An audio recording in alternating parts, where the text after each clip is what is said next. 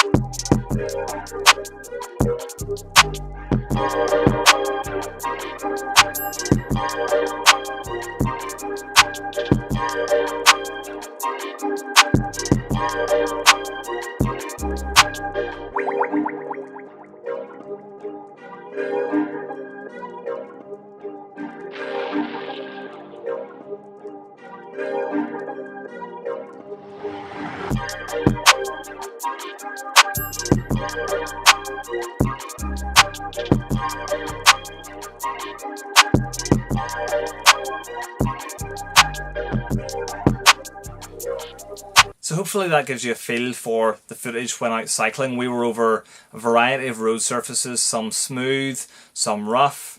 We were going anywhere from 5-6 miles an hour uphill to 35, 36 miles an hour downhill. So a variety of speeds. At some points we were cruising along. Other points, as you probably saw, I was putting a fair bit of effort into the cycle going uphill, so there was side to side movement. I think it performed really well. The stabilisation was really good, the footage was smooth for the most part. Now it was good at stabilising, I guess, uneven moving about, up and down motion you get while cycling. It didn't handle so well some of the really rough tarmac that we cycled over. Some of the road surface caused quite a significant vibration through the bike, and the camera really didn't handle the vibration so well, but it did handle larger movement really well. The other thing that I do like about the Osmo is that it doesn't have that really wide point of view that the GoPro did have, but When it comes to cycling, when the Osmo is mounted on the front of the bike, I would have preferred a slightly wider view. I'm only getting one side of my handlebars in, not the other side of the handlebars, and the Garmin is very prominent in the frame. Now perhaps that's because I have de-warp on. I might try it again with de-warp off. And the final thing about perhaps the positioning of the camera on the bike, like I say, it was mounted on the front of the bike using a GoPro mount, so it was mounted on the stem of the bike. I have ordered a couple of additional bike mounts from Tax. They are quick release bike mounts, and there are 2 mounts that come in the pack that I've ordered.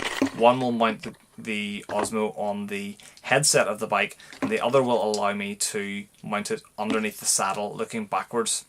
So hopefully when I get these mounted onto the bike, I will be able to get some footage from different angles, and because it's quick release, I might even be able to take it out while I'm riding and do some handheld footage as well. So there will be a follow-up video to this when I look at the Osmo Action with these new mounts. If you did like this video, please hit like, leave me a comment with any questions you have, and I'll see you in the next video.